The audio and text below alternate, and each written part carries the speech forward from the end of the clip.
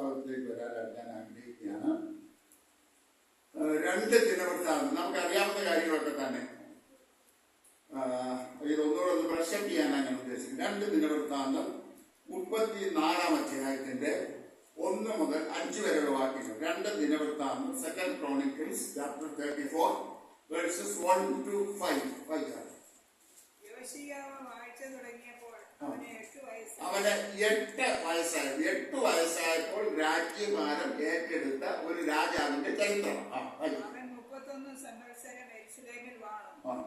അവൻ യഹോവയ്ക്ക് പ്രസാദമായത് ചെയ്തു. തന്റെ പിതാവായ ദാവീദിന്റെ വഴികളിൽ വലത്തോട്ടോ ഇടത്തോട്ടോ മാറാതെ നടന്നു. 8-ാം ആണ്ടിൽ, അവന്റെ വാഴ്ചയുടെ 8-ാം ആണ്ടിൽ. അപ്പൊ എത്ര വയസ്സായി? അപ്പൊ തന്റെ 16-ാമത്തെ വയസ്സിൽ അവൻ എന്തോ ചെയ്യാൻ തുടങ്ങി? അവൻ തന്റെ പിതാവായ ദാവീദിന്റെ ദൈവത്തെ അന്വേഷിച്ചു തുടങ്ങി. He started seeking the God of David. ദാവീദിന്റെ, തന്റെ പിതാവായ ദാവീദിന്റെ ദൈവത്തെ അവൻ അന്വേഷിച്ചു തുടങ്ങി. പ്രിയമുള്ളവരെ, ക്രിസ്ത്യൻ ജീവിതത്തിന്റെ ഒരു പടി നേരത്തേക്ക് വന്ന് വലിയ പ്രാർത്ഥിക്കപ്പെടാൻ തോന്നുന്നു. പ്രാർത്ഥിച്ചു. കർത്താവിന്റെ സ്നേഹം നമ്മളെ കണ്ടെത്തി നമ്മൾ അങ്ങോട്ട് ചെന്നപ്പോഴാണ് ആ ഒരു വലിയ കണ്ടുമുട്ടലാണ് വാസ്തവത്തിൽ രക്ഷിക്കപ്പെടുന്ന അനുഭവം എന്ന് പറയുന്നത്. ഇപ്പൊ മുടിയപുത്രന്റെ കഥ നമ്മൾ നോക്കിക്കഴിഞ്ഞാൽ ഈ മറ്റുള്ള കർത്താവ് ഒരുപാട് ഉപമകൾ പഠിപ്പിച്ചു. കാണാതെ പോയ ആടിന്റെ കാര്യം പറഞ്ഞു. കാണാതെ പോയ ആടിനെ ഇവിടെ ചെയ്തു അന്വേഷിച്ചിരുന്നു അല്ലെ. ആ ആട് കാണാതെ പോയല്ലോ, അതുകൊണ്ട് അത് തന്നെ തിരിച്ചു വരട്ടെന്ന് വിചാരിച്ച് ഇടയൻ ഇരുന്നില്ല. കാരണം ഇടയനറിയാം ആ ആടിനെ സംബന്ധിച്ചിടത്തോളം അത് പോയ വഴിക്ക് പോയെന്നല്ലാതെ അതിന് തിരിച്ചു വരാനുള്ള എന്തില്ല, ബുദ്ധിയില്ല, ശേഷിയില്ല, കഴിവില്ല. അപ്പൊ ആടൊരിക്കലും തന്നെത്താൻ തിരിച്ചു വരത്തില്ല. അപ്പൊ ഇടയൻ അതിന്റെ പുറകെ അന്വേഷിച്ച് ആ ആടിനെ കണ്ടെത്തി അതിനെ കൊണ്ടുവന്ന് രക്ഷിക്കുക. 10 ദ്രഹ്മയുള്ള ഒരു സ്ത്രീ, അവളുടെ 1 ദ്രഹ്മ നഷ്ടപ്പെട്ടപ്പോൾ അവൾ വിളക്ക് കത്തിച്ച് വീട് മുഴുവൻ അടിച്ചു വാരി ആ 1 ദ്രഹ്മ കണ്ടു കിട്ടുന്നിടം വരെ അവൾ അന്വേഷിക്കുക. അപ്പൊ അവിടെ നമ്മൾ കാണുന്നത് ആ ദ്രഹ്മം നഷ്ടപ്പെട്ടു പോയ ദ്രഹ്മയ്ക്ക് ഒരു വിധത്തിലും തിരിച്ചു വരാനായിട്ട് കഴിയുമോ? ഒരു നാണയം നഷ്ടപ്പെട്ട നാണയത്തിന് തന്നെ തിരിച്ചു വരാൻ പറ്റത്തില്ല. പക്ഷേ മുടിയപുത്രന്റെ കാര്യം കഥ പറയുമ്പോൾ നമ്മൾ ആ കഥയ്ക്ക് അങ്ങനെ പേരിട്ടുണ്ട് ഞാൻ പറയും. മുടിയപുത്രന്റെ കഥ പറയുമ്പോൾ കർത്താവ് പറയാണ്, ഒരു അപ്പന് 2 മക്കളുണ്ടായിരുന്നു അല്ലെ. ഒരുവൻ ഇളയവൻ എല്ലാ വസ്തുവകകളെല്ലാം സമ്പാദിച്ചു കൊടുത്തിട്ട് കൂട്ടി സകലവും നാശമാക്കിയതിനു ശേഷം അവൻ അപ്പന്റെ ഭവനത്തിലേക്ക് മടങ്ങി വരികയാണ്. അപ്പന്റെ ഭവനത്തിലേക്ക് അവൻ തന്നെ മടങ്ങി വരികയാണ്. അവിടെ പറയുന്നത് അവന് സുബോധം വന്നിട്ട് അവനെ കുറിച്ച് തന്നെ ഒരു ബോധം വന്നു.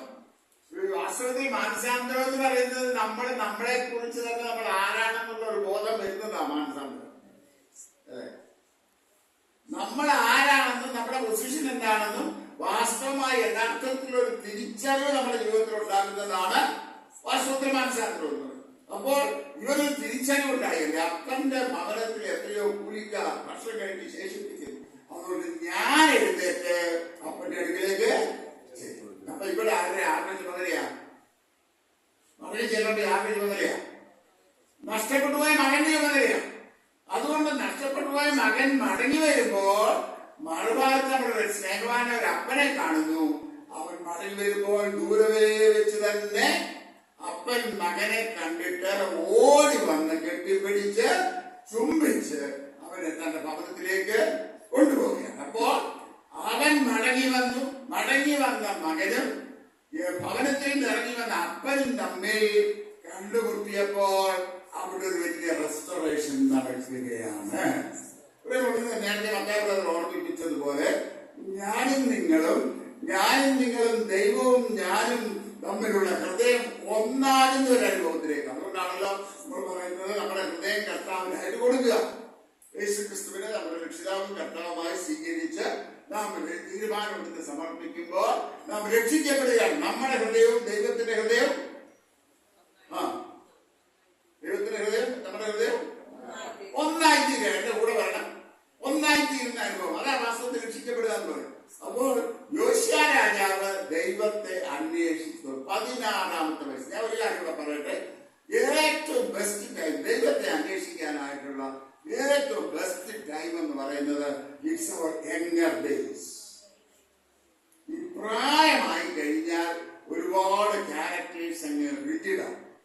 വലിയ പ്രയാസമാണ്. പ്രായമായവർ മാനസാന്തരപ്പെടത്തില്ലെന്ന് ഞാൻ പറയത്തില്ല, പ്രായമായവർ മാനസാന്തരപ്പെടും. പക്ഷേ ഏറ്റവും രക്ഷിക്കപ്പെടുവാനും മാനസാന്തരപ്പെടുവാനും നമ്മുടെ ജീവിതത്തെ ദൈവകരങ്ങളിൽ കൊടുക്കുവാനും ഏറ്റവും പറ്റിയ സമയം എന്ന് പറയുന്നത് നമ്മുടെ ഇറ്റ്സ് അവർ യങ്ങർ ഏജ്, നമ്മുടെ ചെറുപ്പകാലം. ചെറുപ്പകാലത്ത് കർത്താവിന് വേണ്ടി നമ്മുടെ ജീവിതത്തെ കൊടുത്താലുള്ള പ്രയോജനം എന്താണെന്നറിയാമോ? നമ്മൾ ഈ ലോകത്തിന്റെ അഴുപ്പിച്ചാലുകളിൽ കൂടെ എല്ലാം കയറി ഇറങ്ങി നമ്മുടെ ആരോഗ്യം നശിപ്പിച്ച്, നമ്മുടെ പണം നശിപ്പിച്ച്, നമ്മുടെ യൗവനം നശിപ്പിച്ച്, സൗന്ദര്യം നശിപ്പിച്ച് അവസാനം ഒരു ചണ്ടിയാവുമ്പോഴാണ് കർത്താവിനെ കിട്ടുന്ന പ്രയോജനം. ഈ കരിമ്പ് പിഴിഞ്ഞു കഴിഞ്ഞ് അതിന്റെ ചണ്ടി വെള്ളത്തിനും കൊള്ളാം. പിശാചി നമ്മളെ മുഴുവൻ പിഴിഞ്ഞെടുത്ത് കഴിഞ്ഞ് അവസാനം ഒരു ചണ്ടി ആവുമ്പോൾ നമ്മളെ കൊണ്ട് ഒരു പ്രയോജനം കർത്താവിനുമില്ല. വ്യത്യാസം കർത്താവ് സ്വീകരിക്കത്തില്ലെന്നല്ല ഞാൻ പറഞ്ഞത്. ഏത് സമയത്തും പറഞ്ഞു വന്നാലും നമ്മുടെ കർത്താവ് രണ്ടു കൈ നീട്ടി സ്വീകരിക്കുന്ന ദൈവം തന്നെയാണ്. പക്ഷേ നമ്മുടെ യൗവന ജീവിതം കർത്താവിന് വേണ്ടി കൊടുക്കണം. ഞാൻ എന്റെ ജീവിതത്തിന്റെ അനുഭവം പറഞ്ഞു കഴിഞ്ഞാൽ അതിനോട് ചേർന്ന് പറയാം. കാരണം ഈ ദൂത് എനിക്ക് ദൈവം തന്ന ആർക്കും ഇല്ലാന്നൊന്നും എനിക്ക് അറിയത്തില്ല. കാരണം ഞാൻ ഈ സിമ്പിൾ ദൂത് എപ്പോഴും ആലോചിക്കും, കർത്താവ് ഈ സിമ്പിൾ ദൂതിനെക്കാട്ടും കുറച്ചുകൂടെ വേറെ തലത്തിൽ ഇരിക്കുന്നവരാണ് ഇരിക്കുന്നവർക്ക്. പക്ഷെ കർത്താവ് വ്യക്തമായിട്ട് ഓരോ ദൂത്, ഞാൻ വാസ്തവത്തിൽ ഈ ദൂതല്ല, ആത്മീയ വളർച്ചയ്ക്ക് ആവശ്യമായിട്ടുള്ള ദൂത് പ്രിപ്പയർ ചെയ്ത് ഇതിനകത്തുണ്ട്. പക്ഷെ കർത്താവ് പറഞ്ഞു ഈ ദൂത് കൊടുക്കട്ടെ, അതുകൊണ്ട് ഞാൻ ഈ ദൂത് എടുത്തതാണ്. അതുകൊണ്ട് ആർക്കാണെന്ന് വെച്ചാൽ എടുത്തോണം. നിങ്ങളുടെ യൗവന ജീവിതം കർത്താവിന്റെ കരങ്ങളിലേക്ക് പൂർണ്ണമായി ഏൽപ്പിച്ചു കൊടുക്കണം. ഏൽപ്പിച്ചു കൊടുക്കാതിരുന്നാൽ നേരത്തെ മത്തായി പറഞ്ഞ പോലെ പിശാച് നിന്റെ മേൽ ദൃഷ്ടി വെക്കും, നിന്നെ അവരുടെ കൊണ്ട് തകർക്കും. പിന്നെ നിനക്ക് അവിടെ നിന്ന് എഴുന്നേറ്റ് വരാൻ കഴിയാത്ത വിധത്തില് അധമമായ കുഴിയിലേക്ക് നീ ആണ്ടുപോകും. അവരുടെ യൗവന ജീവിതത്തിൽ തന്നെ നിങ്ങളുടെ ജീവിതത്തെ ദൈവകരങ്ങളിലേക്ക് പൂർണ്ണമായിട്ട് ഏൽപ്പിച്ചു. രണ്ടാമതായിട്ട് യോശിയാവ് ചെയ്ത കാര്യങ്ങളെ കുറിച്ച് നമുക്ക് ചിന്തിക്കാം. 4-ാം വാക്യം. 12-ാം ആണ്ടിൽ അവൻ പൂജാവിധികളും അശേര പ്രതിഷ്ഠകളും വിഗ്രഹങ്ങളെയും ദീപങ്ങളെയും നീക്കി യഹൂദയെയും യെരൂശലേമിനെയും വെടിപ്പാക്കുവാൻ തുടങ്ങി. അവൻ വെടിപ്പാക്കാൻ തുടങ്ങി, ശുദ്ധീകരിക്കാൻ തുടങ്ങി. പ്രിയമുള്ളവരെ, യേശുക്രിസ്തുവിനെ രക്ഷിതാവും കർത്താവുമായി സ്വീകരിച്ചു കഴിഞ്ഞാൽ അടുത്ത പടി എന്ന് പറയുന്നത് നമ്മുടെ ജീവിതത്തെ ഒന്ന് ശുദ്ധീകരിക്കണം. യേശുക്രിസ്തുവിനെ രക്ഷിതാവും കർത്താവുമായി സ്വീകരിച്ചു കഴിഞ്ഞതോടുകൂടി നമ്മൾ കർത്താവ് നമ്മളെ നീതിമാന്മാരെ പ്രഖ്യാപിച്ചു. അത് അതിന്റെ തിയോളജിക്കൽ ബേസാണ്. പക്ഷെ പ്രായോഗികമായിട്ട് നമ്മുടെ ജീവിതത്തിൽ നമ്മൾ ഓരോ ദിവസവും നമ്മുടെ ജീവിതത്തിലെ കുറവുകളെ കണ്ടുപിടിച്ച് നമ്മളെ തിരുത്തി കുഞ്ഞാട്ടിന്റെ രക്തത്താൽ കഴുകൽ പ്രാപിച്ച് നമ്മൾ മുമ്പോട്ട് പോകണം. ഒരിക്കൽ രക്ഷിക്കപ്പെട്ടു എന്ന് പറഞ്ഞാൽ അതുകൊണ്ടിരുന്നാൽ പ്രിയമുള്ളവരെ രക്ഷയുടെ സന്തോഷം നമുക്ക് നഷ്ടപ്പെടും. ഈ ഒരു മനുഷ്യനെ കുറിച്ച് രസകരമായ കഥ ഞാൻ കേട്ടിട്ടുണ്ട്. ആ മനുഷ്യനെ രക്ഷിക്കപ്പെട്ട നാളെ അവൻ സാക്ഷിയൊക്കെ എഴുതി, ഒരു പേപ്പറിനകത്ത് സാക്ഷിയൊക്കെ എഴുതി. അപ്പൊ പിന്നെ ഏത് സമയത്ത് സാക്ഷി പറയാൻ പറഞ്ഞാലും ഈ പാന്റിന്റെ പോക്കറ്റിൽ നിന്ന് ഈ പേപ്പർ എടുത്തു ഇതിലേക്ക് മേളിൽ വിശപ്പുറത്ത് വെക്കും, അതങ്ങ് വായിക്കും. അതാണ് അവന്റെ സാക്ഷി. അപ്പൊ ഒരു പ്രാവശ്യം സാക്ഷി പറയാൻ എഴുന്നേറ്റ് നിന്ന് പോക്കറ്റിൽ തപ്പിയപ്പം സാക്ഷി എഴുതിയ പേപ്പർ ഇല്ല. അവിടെ നിന്ന് വിഷമിച്ചേക്ക് അവസാനം പറഞ്ഞു, എന്റെ സാക്ഷ്യം നഷ്ടപ്പെട്ടു പോയി.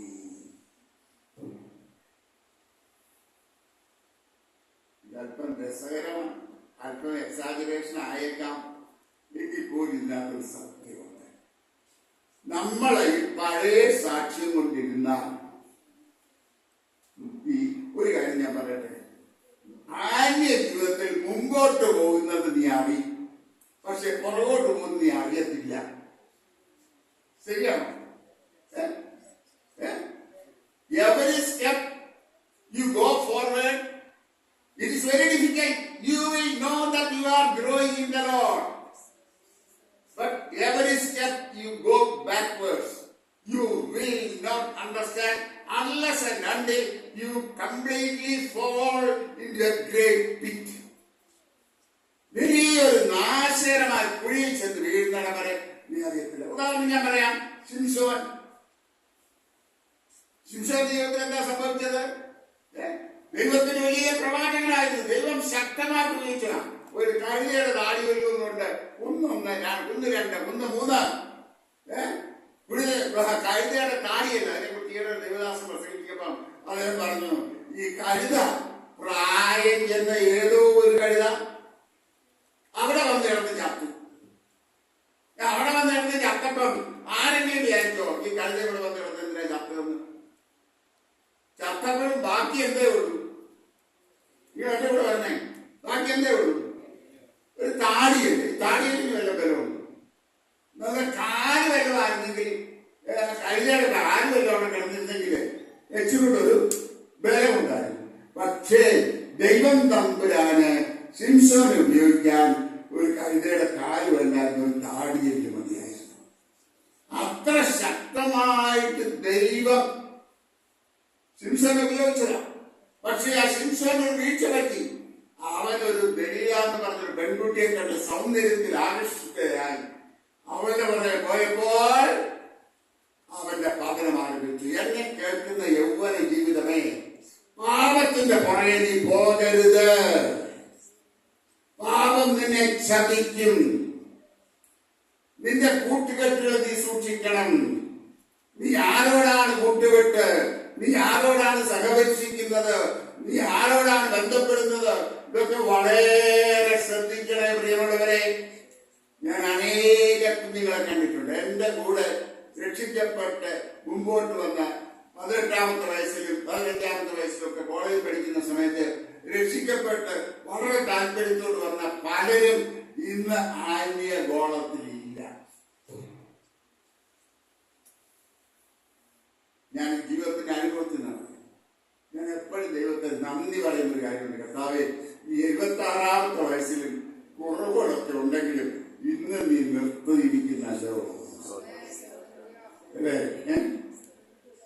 കുറവുകളുണ്ടെങ്കിലും അല്ലേ ഓർക്കാതെ ഇന്നും നമ്മളെ നിർത്തി താങ്ങി നടത്തുന്ന ഒരു നല്ല അച്ഛൻ. ഹല്ലേലൂയ! എത്ര സ്തോത്രം ചെയ്താൽ പ്രിയമുള്ളവരെ, ഈ വെളിപ്പാക്കൽ നമുക്ക് വളരെ ആവശ്യമാണ്. അത് ശുദ്ധീകരിക്കേണ്ടത് ആരാ? നമ്മൾ തന്നെ. ദൈവം ഒരു പിതാവിന്റെ രക്തവുമായിട്ട് വന്ന് നമ്മുടെ അടുത്ത് വന്നിരുന്നെങ്കിൽ മോനെ മോളെ ഞാനൊന്ന് ശുദ്ധീകരിച്ചോണ്ടെന്ന് പറഞ്ഞ് നമ്മുടെ അടുത്ത് വന്ന് ശുദ്ധീകരിക്കുന്നൊന്നുമില്ല. പക്ഷേ നാം നമ്മുടെ പാപങ്ങളെ ദൈവസ്ഥത്തിലേക്ക് പറഞ്ഞ് കുഞ്ഞാട്ടിന്റെ രക്തത്താൽ നമ്മൾ കഴുകി പ്രാപിക്കാൻ അപേക്ഷിക്കുമ്പോൾ അവൻ നമ്മുടെ പാപങ്ങളെ ക്ഷമിച്ചു തരുന്ന ദൈവമാണ്. നമ്മുടെ പാപങ്ങളെ തന്റെ പുറകിൽ എറിഞ്ഞു കളയുന്ന ദൈവമാണ്, ഓർക്കാത്ത ദൈവമാണ്. ഈ പാപങ്ങളുടെ ലിസ്റ്റ് എന്നൊക്കെ പറയുമ്പോ സാധാരണഗതിയിൽ നമ്മുടെ മനസ്സിൽ വരുന്ന ചിന്ത എന്തൊക്കെയാണ്? വ്യഭിചാരം, കൊലപാതകം, മദ്യപാനം, അല്ലെ?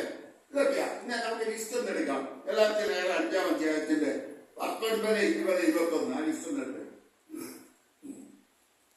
എല്ലാത്തിനും 5-ന്റെ 19, 20, 21.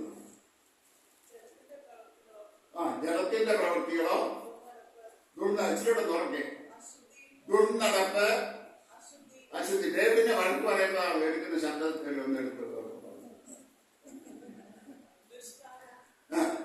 അടിമത് ദുർനടപ്പ്. എന്തേ ദുർനടപ്പ് എന്ന് പറഞ്ഞാൽ? നമ്മുടെ ഭാഷ പറഞ്ഞ നടപ്പ് ദോഷം അല്ലേ? ദുർനടപ്പ്, വേണ്ടാത്തിടത്ത് നടക്കാൻ പോകരുത്. ഇപ്പൊ കുറച്ചുകൂടെ തെളിച്ചു പറഞ്ഞാൽ നമ്മുടെ കൂട്ടുകാരെല്ലാം ഒരു സിനിമയ്ക്ക് കൊടുക്കുക. നമ്മളെ വിളിച്ചു, നമ്മളെ ചെന്നില്ലെങ്കിൽ അതെന്താ പറയും? ഓ, വലിയൊരു പരിശുദ്ധ തന്നെ, ഞങ്ങൾ എത്ര എണ്ണത്തിനെ കണ്ടതാ, വലിയൊരു പരിശുദ്ധൻ വന്നേക്കുന്നു, ഞങ്ങൾ എത്ര എണ്ണത്തിനെ കണ്ടതാ, ഇത് എത്ര നാൾ ഉണ്ടാവൂല, എത്ര നാൾ ഉണ്ടാവൂല അല്ലേ? ഇതെല്ലാം ആളുകൾ ചോദിക്കാനുണ്ടാവും. നമ്മളെ പരിഹസിക്കുന്നവരെ നമ്മുടെ ചുറ്റും, പ്രത്യേകിച്ച് ഇന്നത്തെ യൗവന ലോകം എന്ന് പറയുന്നത് നമ്മളെ ഏത് സമയത്തും വീഴിക്കത്തക്കവണ്ണം വിശാല ഊടാടി സഞ്ചരിക്കുന്ന ഒരു കാലഘട്ടമാണ്. നാം വളരെ സൂക്ഷ്മതയോടായിരിക്കണം. ദുർനടപ്പ്, അശുദ്ധി, ദുഷ്കാമം അല്ലേ? ഇന്ന് എന്തൊക്കെയാ നടക്കുന്നത്? ലിവിങ് ടുഗദർ, സ്വവർഗബോധം, എന്തെല്ലാമാണ് കേൾക്കാൻ അറക്കത്തക്കതായ സംഭവങ്ങൾ നമ്മുടെ ചുറ്റും നടക്കുക അല്ലേ? പണ്ടൊക്കെ നമ്മൾ കേട്ടുകേൾവിയുള്ളായിരുന്നു. എറണാകുളം പട്ടണം അതിന്റെ ഒരു സെന്ററായി മാറി. ഞങ്ങളുടെ വീട്ടിലോട്ട് വീട്ടിലോട്ട് പോകുന്ന സമയത്ത് വീട്ടിലോട്ട് പോകുമ്പോ ഞങ്ങളോട് കാരണം ഉണ്ടായിരുന്നത് പറഞ്ഞു, ഈ സൈഡിലുള്ള ഫ്ലാറ്റുകളൊക്കെ നോക്കിക്കോ, മുഴുവൻ ലിവിങ് ടുഗദറാണ്. മുഴുവൻ ലിവിങ് ടുഗദർ. നമ്മുടെ കാക്കനാടാ. അവർക്കത് തെറ്റില്ല. അങ്ങനെയുള്ളൊരു കാലഘട്ടത്തിൽ പ്രിയമുള്ളവരെ ഞാനും നിങ്ങൾ ജീവിക്കുമ്പോൾ മാതാപിതാക്കളായ നമുക്കൊരു ഉത്തരവാദിത്തമുണ്ട്. നമ്മുടെ കുഞ്ഞുങ്ങൾക്ക് വേണ്ടി കണ്ണുനീരോടെ നമ്മൾ പ്രാർത്ഥിക്കണം. നമുക്കൊരു ചിന്തയുണ്ട്, നമ്മുടെ കുഞ്ഞ് വെട്ടിപ്പോകത്തില്ല, കാക്കയ്ക്കും തൻ കുഞ്ഞ് പൊൻകുഞ്ഞ്, അതിലാരും സംശയമില്ല. ഈ അധ്യാപകനായിരുന്ന സമയത്ത് പ്രത്യേകിച്ച് വലിയ പാടായിരുന്നു. കാരണം വെച്ചാല് ഏതെങ്കിലും ഒരു സ്റ്റുഡന്റിന്റെ പേരന്റിനെ വിളിച്ച് നിങ്ങളുടെ കുഞ്ഞിങ്ങനാന്ന് പറഞ്ഞാൽ ആദ്യം പറയുന്നോ എന്റെ മോളോ അവളൊന്നും ചെയ്യത്തില്ല, അവള് നല്ല കുട്ടിയാന്നറിയാം, സാറിന് തെറ്റിപ്പോയതാ, വേറെ ആരാണ്ട. ഞാൻ കൈയോടെ പിടിച്ച് തൊണ്ടി സഹിതം കാണിച്ചു. അപ്പൊ പിന്നെ മിണ്ടാട്ടം, അപ്പം പിന്നെ നെഞ്ചത്തടി നിലവടി. ഒരു കാര്യം ഞാൻ ഓർമ്മിപ്പിക്കുക, വല്ലാത്ത വർഷത്വം നിറഞ്ഞൊരു തലമുറയിൽ ഞാനും നിങ്ങൾ വസിക്കുമ്പോൾ, നമ്മുടെ കുഞ്ഞുങ്ങൾ വസിക്കുമ്പോൾ, we have to be very, very careful. ശുദ്ധീകരണം, ദുഷ്കാമം, പിന്നെ വിഗ്രഹാരാധന. നമ്മൾ പിന്നെ വിഗ്രഹാരാധനയ്ക്കൊന്നും നമ്മൾ പോകുന്നു. ആഭിചാരം, അതിന് നമ്മളാരും പോകത്തില്ലല്ലോ. നമ്മുടെ വീട്ടിൽ പകരുണ്ടോ? ആരോടെങ്കിലും പറയാം, നമ്മളെ ദ്രോഹിച്ചവർ, നമ്മളെ വേദനിപ്പിച്ചവർ, നമ്മളോട് കുത്തുവാക്ക് പറഞ്ഞവർ, നമ്മുടെ ഉയർച്ച തടഞ്ഞവർ, ഇവരോടൊക്കെ വിദ്വേഷം തോന്നുവാനും എനിക്ക് തോന്നിയിട്ടുണ്ട്. നമ്മളാരും സ്വർഗത്തിൽ കിട്ടിയ മാലാകമാനല്ല, നമുക്കും പക തോന്നും. പക്ഷേ ആ പക നമ്മൾ വെച്ചുകൊണ്ടിരിക്കരുത്. ഈ നമ്മളോടൊരു വ്യക്തി ചെയ്ത ദ്രോഹം മറക്കാൻ നമ്മൾ ക്ഷമിച്ചാലും മറക്കാൻ എളുപ്പമാണ്. സത്യം പറഞ്ഞു വലിയ പ്രയാസം അല്ലേ? നമ്മൾ ക്ഷമിക്കും, പക്ഷെ മറക്കാൻ വലിയ പ്രയാസം. പക്ഷെ അതിന് ഏറ്റവും നല്ല വഴി എന്താണെന്നറിയാമോ? നമ്മള് ആരെങ്കിലും നമ്മളെ വേദനിപ്പിച്ചവർ നമ്മുടെ കണ്ണിന്റെ മുമ്പിൽ കൂടെ പോകുമ്പോൾ അവർ കാണാതെ കൈ ഉയർത്തി അവരെ അനുഗ്രഹിച്ചു പ്രാർത്ഥിക്കും. You started by blessing them, praying by blessing them. അവരെ അനുഗ്രഹിച്ചു പ്രാർത്ഥിക്കും. നിങ്ങളൊന്ന് പരീക്ഷിച്ചു നോക്കി. നിങ്ങൾ അവരെ അനുഗ്രഹിച്ച് പ്രാർത്ഥിച്ചാൽ കുറെ സാവകാശം കയ്പ് നിങ്ങളുടെ ഹൃദയത്തിൽ നിന്ന് മാറി. പിണക്കം. ചിലയിടത്ത് തിരുവത്താഴം കഴിഞ്ഞാൽ ഈ സ്ത്രീകൾ തമ്മിൽ സഹോദരങ്ങൾ തമ്മിൽ വിശുദ്ധ ചുംബനം ചെയ്യാൻ പറയുമ്പോൾ ചിലരുടെ അടുത്തോട്ട് വരുമ്പോൾ ഇതിലേ മാറിയുന്നു, ചിലർ അപ്പുറത്തു കൂടെ മാറിയുന്നു. വിശുദ്ധ സംസർഗം കഴിഞ്ഞിട്ടാ ഇതൊക്കെ പല സഭകളിൽ നടക്കുക. നമ്മുടെ സഭയിൽ ഇല്ലാത്തതുകൊണ്ട് ഞാൻ ശ്രദ്ധിക്കുക. പിന്നെ ജാരശങ്ക, ക്രോധ ഉണ്ടോ? ക്രോധമുണ്ടോ? വലിയ ക്രോധമൊന്നുമില്ല, പിന്നെ വല്ലപ്പോഴും ഒന്ന് പൊട്ടിപ്പോകും അല്ലേ? ഞാൻ അങ്ങനെ എന്റെ കാര്യം പറഞ്ഞ കുഴപ്പമില്ലല്ലോ. ഞാൻ ഭയങ്കര പൊട്ടിത്തെറിക്കുന്ന പക്ഷേ ഭയങ്കരമായിട്ട് പൊട്ടിത്തെറിക്കുക. ഒന്ന് പറഞ്ഞ് രണ്ടാമത്തേതിന് ഭയങ്കര കുഞ്ഞുങ്ങളോടൊക്കെ ഞാൻ ഈ തലപ്പുറത്ത് സബ്സിഡി പഠിപ്പിക്കുമ്പോൾ 3000 പിള്ളേരുണ്ട്. ഈ 3000 പിള്ളേരെയും എന്റെ ഡിപ്പാർട്ട്മെന്റിൽ അല്ലാത്തവരെയും ഒക്കെ ഞാൻ വരച്ച വരെ നിർത്തുമായിരുന്നു. കോളേജിലൊക്കെ സമരമൊക്കെ വരുന്ന സമയത്ത് രണ്ടു കൂട്ടർ അടി ഉറപ്പെന്ന് പറയുന്ന സാഹചര്യത്തിൽ ഞാൻ അവരുടെ ഇടയ്ക്കോട്ട് എനിക്ക് നല്ല ശബ്ദമുണ്ട്. ഞാൻ മാറടാന്ന് ജടാന്ന് പറഞ്ഞ് എന്നെ കേൾച്ചില്ല, ഓടിയത് ചെയ്തു. എന്റെ ഓട്ടവും ശബ്ദം എല്ലാം കൂടെ കേൾക്കുമ്പോഴത്തേക്ക് സ്റ്റുഡൻസ് 4 എഴുതിച്ചതിന് ഓടുവായിരുന്നു. ഇപ്പോഴും കുഞ്ഞുങ്ങൾ പറയും. കണ്ണൂർ യൂണിവേഴ്സിറ്റിയിലെ പ്രൊവൈസ് ചാൻസലർ ഉണ്ടായിരുന്നു, ഡോക്ടർ മരിച്ചു. അവനെന്നോട് ഒരിക്കൽ പറഞ്ഞു, എന്റെ സാറേ ഇപ്പോഴും അലക്സാണ്ടർ കേട്ട ഉറക്കത്തിൽ ഞാൻ ഞെട്ടുവന്നു. അത്ര ദേഷ്യക്കാരൻ. നിങ്ങൾ എന്നെ കാണുന്ന എനിക്കൊരു എക്സ്ക്യൂസ്. ക്രോധം. പിന്നെ പേഴ്സണലായിട്ട് പറയാനെന്ന് പറയായിരുന്നു. ഞാൻ അതിനെ പലപ്പോഴൊക്കെ പറഞ്ഞിട്ടുള്ള കയറുന്നില്ല. ഭയങ്കര പൊട്ടിത്തെറിക്കുന്ന മനസ്സിലായി. പക്ഷേ ദൈവം എന്നെ ബോധ്യപ്പെടുത്തി. എന്റെ ആ കോപത്തിന്റെ കെട്ട് പൊട്ടാൻ അനേക വർഷങ്ങൾ. ക്ലെൻസിങ് എന്ന് പറഞ്ഞാൽ വൺസിനെ ബ്ലൂംബോൺ കൊണ്ട് നടക്കുന്ന കാര്യമല്ല. It is A life time process. എല്ലാ ദിവസവും നമ്മുടെ ജീവിതത്തെ അതിലേക്ക് പിന്നീട് വരുന്നുണ്ട്. നമ്മുടെ ജീവിതത്തിലെ കുറവ് മനസ്സിലാക്കി തിരുത്തി നമ്മൾ മുമ്പോട്ട് പോയത് അവയെ വായിച്ചു മാറ്റി. സാഠ്യം, സ്വന്തപക്ഷം, ഭിന്നത, അസൂയ, മദ്യപാനം. അപ്പൊ മദ്യപാനം വെറുപ്പൂത്ത് എപ്പോഴാ പറയുന്നത്? ലാസ്റ്റ്. ആദ്യത്തെ ലിസ്റ്റൊക്കെ വേറെയാണ്. ഈ നമുക്ക് നമ്മുടെ വിശുദ്ധിയുടെ അടിസ്ഥാനം എന്തോ? നിങ്ങളുടെ വിശുദ്ധിയുടെ അടിസ്ഥാനം കർത്താവായ യേശുക്രിസ്തുവും അവന്റെ വചനമാണ് നമ്മുടെ അടിസ്ഥാനം, അല്ലെ? യശപ്രവാചകന്റെ പുസ്തകം നമ്മൾ 6-ാം അധ്യായത്തിൽ വരുമ്പോ 5-ാം അധ്യായം മുഴുവൻ യശയാവ് മറ്റുള്ളവരെ നോക്കി നിങ്ങൾക്ക് അയ്യോ കഷ്ടം, നിങ്ങൾക്ക് അയ്യോ കഷ്ടം, നിങ്ങൾക്ക് അയ്യോ കഷ്ടം എന്ന് പറഞ്ഞ പ്രവാചകൻ 6-ാം അധ്യായത്തിൽ ദൈവത്തിന്റെ വിശുദ്ധി കണ്ടു കഴിഞ്ഞപ്പോൾ പ്രവാചകൻ എന്താ പറഞ്ഞു? എനിക്ക് അയ്യോ കഷ്ടം, അല്ലെ? ഞാൻ ശുദ്ധിയില്ലാത്ത അതരങ്ങളുള്ള മനുഷ്യൻ, ശുദ്ധിയില്ലാത്ത ജലത്തിന്റെ നടുവിൽ ഞാൻ പാർക്കുന്നു, അല്ലെ? അപ്പോ നമ്മള് ദൈവവചനത്തിനനുസരിച്ച്, ദൈവവചനമാണ് നമ്മുടെ കണ്ണാടി. കാരണം ദൈവവചനത്തിൽ എന്ത് പറഞ്ഞിരിക്കുന്നത് നമ്മൾ അറിയണമെങ്കിൽ എന്ത് ചെയ്യണം? വചനം വായിക്കണം. അതിലേക്ക് വരുന്നുണ്ട്. അപ്പൊ വചനം വായിച്ച്, വചനമാണ് നമ്മുടെ അടിസ്ഥാനം. ഒരു ചർച്ചിന്റെ ഉപദേശമല്ല. ചർച്ച് നല്ല നമുക്കാർന്നത് പറഞ്ഞതുപോലെ ഒരു മെമ്പർഷിപ്പ്, ഒരു കോർഡിനേഷൻ, ഒരു കോൺട്രിയിൽ നിൽക്കേണ്ടത് ഒക്കെ ആവശ്യമാണ്. പക്ഷേ നമ്മുടെ വിശുദ്ധി എന്ന് പറയുന്നത് ചർച്ചിന്റെ ഉപദേശമല്ല, പാസ്റ്ററിന്റെ ഉപദേശമല്ല, ഒരു അച്ഛന്റെ ഉപദേശമല്ല, ഒരു തിരുമേനിയുടെ ഉപദേശമല്ല. നമ്മുടെ കർത്താവ് അവന്റെ എഴുതപ്പെട്ട മാറ്റമില്ലാത്ത വചനം മാത്രമാണ്. വചനമാണ് നമ്മുടെ അടിസ്ഥാനം. മുമ്പോട്ട് പോകട്ടെ. അതുകൊണ്ട് ഓരോ അവൻ ചെയ്തത്, യോശിയാവ് ചെയ്തതുപോലെ നമ്മുടെ ജീവിതത്തെ നമ്മൾ വെടിപ്പാക്കാനായിട്ട് കഴിയണം. അനേക വാക്യങ്ങളുണ്ടെങ്കിൽ ഞങ്ങളൊന്നും എടുക്കുന്നില്ല. നമ്മുടെ ശരീരം ദൈവത്തിന്റെ ആത്മാവ് വസിക്കുന്ന മന്ദിരമാണെന്ന് 1 കൊരിന്ത്യർ 3-ാം അധ്യായത്തിന്റെ 16-17 വാക്യങ്ങൾ പറയുന്നു. നിങ്ങളുടെ ശരീരം ദൈവത്തിന്റെ മന്ദിരമല്ലോ, ദൈവത്തിന്റെ മന്ദിരം നശിപ്പിക്കുന്നവരെ ദൈവം നശിപ്പിക്കും. വളരെ ശക്തമാണ് കാര്യ വാക്യങ്ങൾക്ക് നമുക്കറിയാം. ഞാൻ മുമ്പോട്ട് പോകട്ടെ. മൂന്നാമതായിട്ട് താൻ ചെയ്തെത്താന്നറിയാമോ? നമുക്ക് ആ 4-ാം വാക്യത്തിൽ തന്നെ ഒന്നുകൂടെ ശ്രദ്ധിക്കാം. 35-ന്റെ 4 ഒന്നുകൂടെ വായിച്ച്. 34-ന്റെ 4.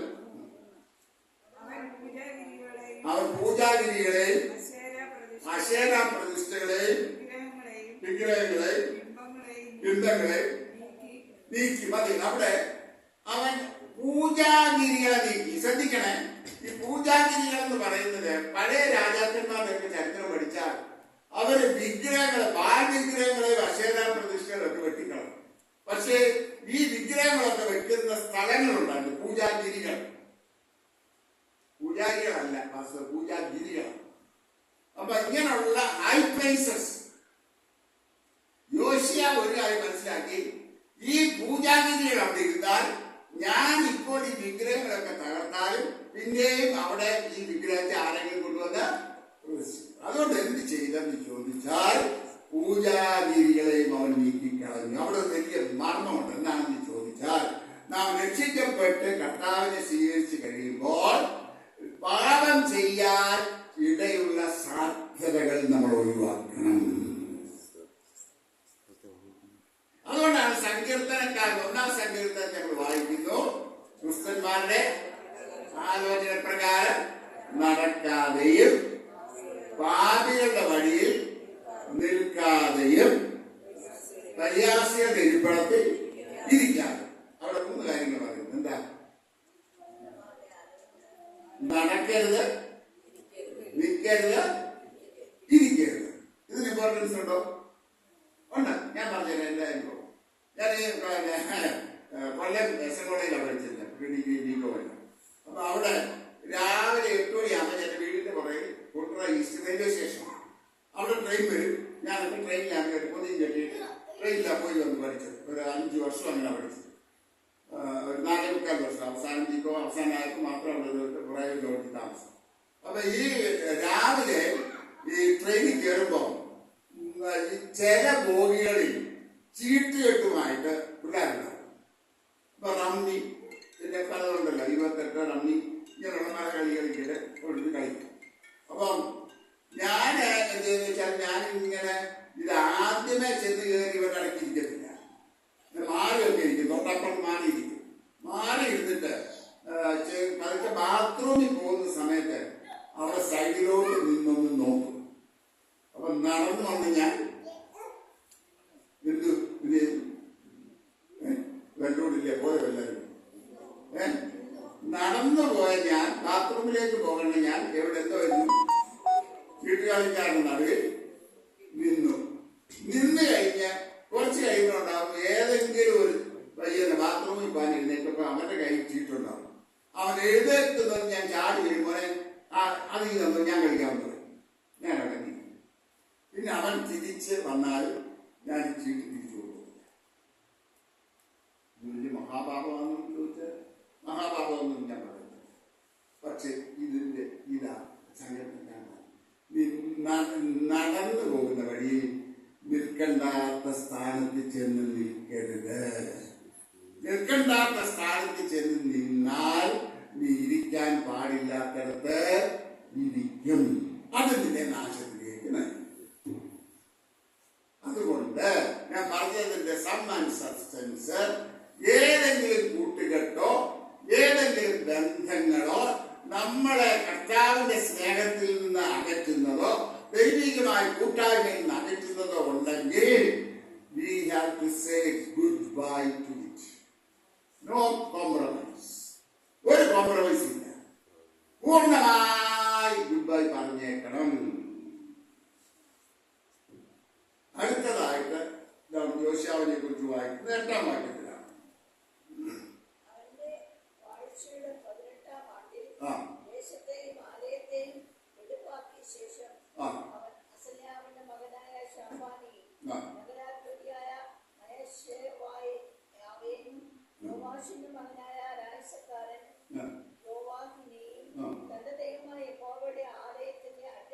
യഹോവയുടെ ആലയത്തിന്റെ അറ്റകുറ്റം തീർപ്പാൻ നിയോഗിച്ചു. He started repairing the temple. നമ്മളെ സംബന്ധിച്ചിടത്തോളം ദേവാലയം ഏതാ? നമ്മൾ തന്നെയാണ് ദേവാലയം. അങ്ങനെയാണെങ്കിൽ നമ്മൾ എന്ത് ചെയ്യണം? നമ്മുടെ ശരീരമാകുന്ന ദേവാലയത്തെ എന്ത് ചെയ്യണം? ശുദ്ധീകരിക്കണം. Daily repairing is needed in our Christian life. നേരത്തെ പറഞ്ഞതാണ്. ഞാൻ എന്റെ ജീവിതത്തിൽ ചെയ്തൊരു കാര്യം, എല്ലാ ദിവസവും രാത്രി ഉറങ്ങുന്നതിന് മുമ്പ് ശാന്തമായിട്ടൊന്ന് തിരിഞ്ഞു നോക്കി അന്ന് എന്റെ ജീവിതത്തിൽ വന്നുപോകാനുള്ള തെറ്റുകളെ കുറ്റങ്ങളെ കുറവുകളെ ദിവസങ്ങളിലേക്ക് പറയും. ഏറ്റു പറഞ്ഞ് കഴിയൽ പ്രാപിച്ച് മാത്രമേ ഞാൻ ഉറങ്ങാൻ പോകാറുള്ളൂ. ഇത് നിങ്ങളൊന്ന് പ്രാവർത്തികമാക്കണം. ഞാൻ വളരെ താഴ്മയോടെ അപേക്ഷിക്കുകയാണ്. എല്ലാ ദിവസവും രാത്രി ഉറങ്ങുന്നതിന് മുൻപ് just have a flashback of your life. See whether you have committed any sin anywhere.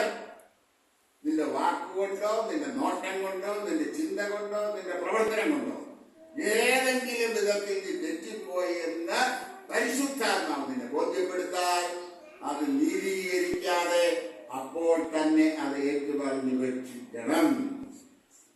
ഈ നിങ്ങള് പന്നിയെ നാടിനെ ശ്രദ്ധിച്ചിട്ടുണ്ടോ? കണ്ടിട്ടുണ്ടല്ലോ. എല്ലാ പന്നി ആടുകൾ കണ്ടിട്ടുണ്ട്. ഇത് തമ്മിൽ വലിയ വ്യത്യാസമുണ്ട്.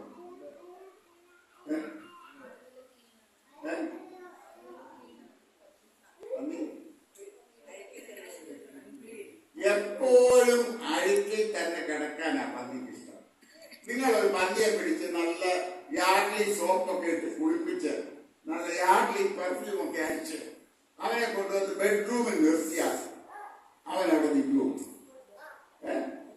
നിൽക്കുമോ? ഇല്ല. എങ്ങോട്ട് ഓടും? അടുത്ത ചെളിയിലോട്ട് ഓടും. അവൻ ആ ചെളി കിടന്ന് നന്നായി രസിക്കും. ഇതവർ പാപിയായിരുന്നു. ഇന്നലെ ആട്ടിൻകുട്ടിയുടെ പുറത്ത് അഴുക്കുള്ള പറഞ്ഞു ശീലമുള്ളവരോട് ചോദിക്കണമല്ലോ. ആട്ടിൻകുട്ടിയെ അഴുക്കൂടെ നടത്താൻ പറ്റുമോ? പറ്റുന്നില്ല. ഒരാടിന്റെ ദേഹത്ത് ഒരല്പം അഴുക്ക് പെരണ്ടാൽ എന്തോ ചെയ്യും? അത് റെസ്റ്റ്ലെസ്. അത് പിന്നെ നക്കി നക്കി നക്കി തുടയ്ക്കാൻ നോക്കും. പറ്റത്തില്ലെങ്കിൽ അടുത്തുള്ള കയ്യാലേലോ പറഞ്ഞാൽ അറിയാമല്ലേ, കയ്യാലേലോ മരത്തേലോ കൊണ്ട് എന്ത് ചെയ്യും? അല്ലേ? തൂത്ത് തൂത്ത് തൂത്ത് അത് പോകുന്നിടം വരെ അത് ആ മരത്തേലിട്ട് തൂത്തുകൊണ്ടിരിക്കും. അത് കഴിഞ്ഞാൽ പിന്നെ ഒന്നുകൂടെ നക്കി തുടങ്ങി. കാരണം അതിന് അഴുക്ക് ശരീരത്തിൽ പെരടുന്ന ഇഷ്ടമല്ല. ഞാനും നിങ്ങളും ആരെ പോലെ ആകണം? എന്താ പോലെ ആകരുത്? ഉറപ്പാണ്. നമ്മളെപ്പോഴും ആടിനെ പോലെ ഞാൻ ചോദിക്കട്ടെ, 100% പെർഫെക്റ്റ് ആയിട്ടുള്ള ആരെങ്കിലും വിളിക്കോ? ഇല്ല. ഞാനല്ല. നിങ്ങൾക്ക് പറയാൻ ധൈര്യം പറഞ്ഞു, ഞാനല്ല. ഞാൻ എല്ലാ ദിവസവും ശുദ്ധീകരണത്തിന് ആഗ്രഹിക്കുന്ന മനുഷ്യനാണ്. എല്ലാ ദിവസവും ദൈവസന്നിധി ശോധന ചെയ്യുന്ന മനുഷ്യനാണ്. ശോധന ചെയ്യണം നമ്മുടെ സ്വയങ്ങൾ, അല്ലേ? മറ്റാളുകൾ നേരത്തെ പറഞ്ഞു, നമ്മൾ അല്പം പ്രസംഗിക്കാനും അല്പം കൃപാനുകളൊക്കെ ഉണ്ടെങ്കിൽ പിന്നെ നമ്മൾ ഈ ഭൂമിയിലെങ്ങും അല്ല. നമ്മളെ ഇങ്ങനെ അനന്ത വിഹായസിൽ ഇങ്ങനെ പണം ഉയരുകയാണ്, അല്ലേ? പ്രിയമുള്ളവരെ, നമ്മുടെ സ്വയങ്ങൾ, നമ്മുടെ അഹങ്കാരം, നമ്മുടെ നിഗളങ്ങൾ ഏതാണ്ടാണെന്നുള്ള ഭാവം, അല്ലേ? എന്തുവാ നമ്മുടെ ജീവിതം, അല്ലേ? സങ്കീർത്തനക്കാരൻ പറയുന്ന ഏത് മനുഷ്യനും കുറച്ചിരുന്നാലും അത്രേ ഉള്ളൂ. നമ്മൾ അത്രേ ഉള്ളൂ. നമ്മൾ എടുത്ത ശ്വാസം പുറത്തോട്ട് വിടാൻ കഴിഞ്ഞില്ലെങ്കിൽ നമ്മൾ എന്തുമാത്രം ഓക്സിജനാണ് വലിച്ചു കേൾക്കുന്നത്, അല്ലെ? ഫ്രീ ആയി. എന്നാൽ ഒരു ഹോസ്പിറ്റലിൽ ICU അഡ്മിറ്റ് ചെയ്ത് ഓക്സിജൻ കയറ്റണമെങ്കിലോ എത്ര രൂപ മുടക്കണം, അല്ലേ? തമ്പുരാന്റെ കൃപയാ ഞാനും നിങ്ങളും ഇന്നും ജീവിക്കുന്നു. പ്രശംസിക്കാൻ ഒന്നുമില്ല, പുകഴാൻ ഒന്നുമില്ല, അലങ്കരിക്കാൻ ഒന്നുമില്ല. ഞാനും നിങ്ങളും എന്തെങ്കിലും ആണെങ്കിൽ കൃപയല്ലാതെ തമ്പുരാന്റെ കരുണയല്ലാതെ അവന്റെ ദയയല്ലാതെ നമുക്കൊന്നും പറയാനും കഴിയില്ല. അവന്റെ ദയയാണ് നമ്മളെ ഇന്നും നിർത്തിയിരിക്കുന്നത്. അവന്റെ കരുണയാണ് നാം ഇന്നും നിൽക്കുന്നത്. മറന്നു പോകരുത്. അതുകൊണ്ടാണ് പറയുന്നത്, നിൽക്കുന്നു എന്ന് തോന്നുന്നവൻ വീടാതിരിക്കാൻ സൂക്ഷിച്ചു കൊള്ളട്ടെ. We have to be very, very careful. ഞാൻ പണ്ട് കാലത്ത് കോളേജ് പ്രസംഗിക്കുന്ന സമയത്ത് ഈ ഒരു പന്നിക്കുട്ടിയുടെയും പിന്നെ ഒരു പട്ടിക്കുട്ടിയുടെയും കഥ പറയാറുണ്ട്. ഈ ഒരു മനുഷ്യൻ ഇങ്ങനെ നല്ല അടിച്ചു പൂസായി വരിക.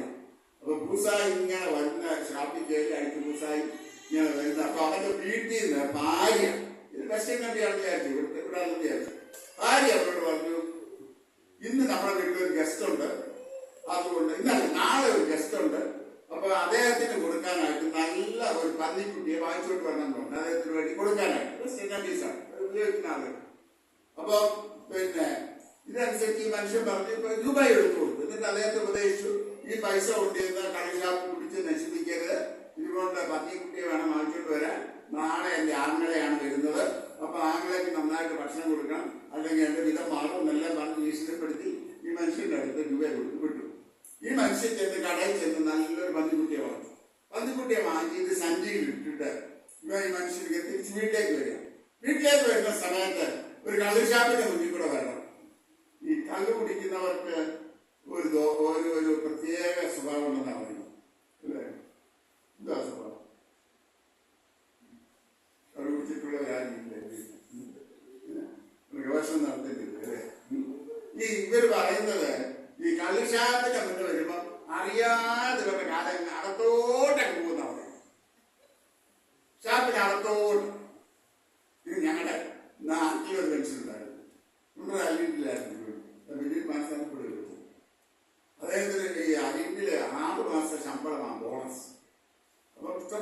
വായിച്ചത്. ഇദ്ദേഹം പള്ളിയിലൊക്കെ നാണക്കേടായിരുന്നു. ഞങ്ങളുടെ വീടിനടുത്ത് ചാരാ ഷാപ്പുണ്ട്. അപ്പൊ പഴയ ചാരാ ഷാപ്പൊക്കെ ഒക്കെ രൂപം എങ്ങനെയാണ്? ഓലപ്പര. ആ ഓലപ്പരയുടെ വാതിക്ക് എന്തുണ്ടാവും?